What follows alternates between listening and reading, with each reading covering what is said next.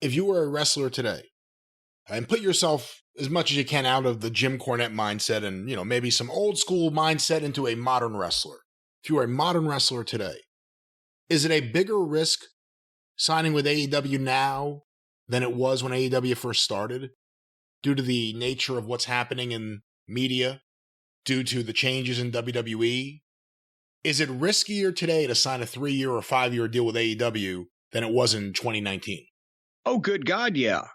I mean, riskier in terms of, at least at that point, not only did everybody kind of know what they were going to get working for Vince, but they didn't have any idea of how big or good this might be with AEW, because it was still in the planning stage and still, a brand new thing that was going to happen. Now, not only has WWE rectified some of their drawbacks, but AEW, some of their drawbacks have now been exposed after a few years of self-rule by the inmates, with no clear leadership and no business structure in place past, one of the Bucks' wives running merchandise. And, oh God, I guess now AEW has no more female fans now that Brandy's gone, because she was running AEW heels. But it was a great idea to have all of these nice people doing these things, but none of them had any experience whatsoever at this level. It was foolish. And a starting point at best, and it has to proceed, and it hasn't progressed. It's still, and unfortunately now Tony doesn't have any EVPs at all now. So he's going to do more. So yeah, it's definitely a bigger risk, and the risks have switched sides.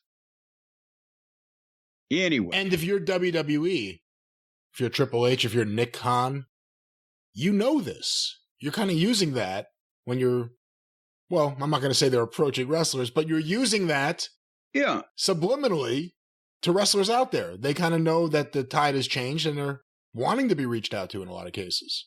Well, see, and that's the thing, with the WWE, they, from the start of this thing, have had the idea that, okay, regardless of what's going on right now, we got to keep an eye on these people and their competition, and they've got a real television network, blah, blah, blah. But as I've been saying since the start, they've also been looking at who's in charge, who's running it, what's their background, what's their experience, what are we seeing in front of us? And after they had seen AEW as a program, they were not impressed, and they weren't as worried as they were when it was a concept, an idea that a billionaire would be on TBS.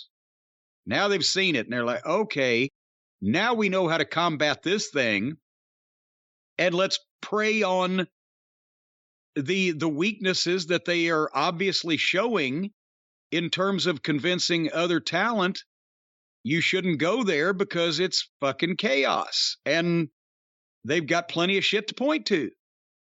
So, and I don't care which side you're on. If you think that everything that we're saying here is not happening and is not true, you're just crazy.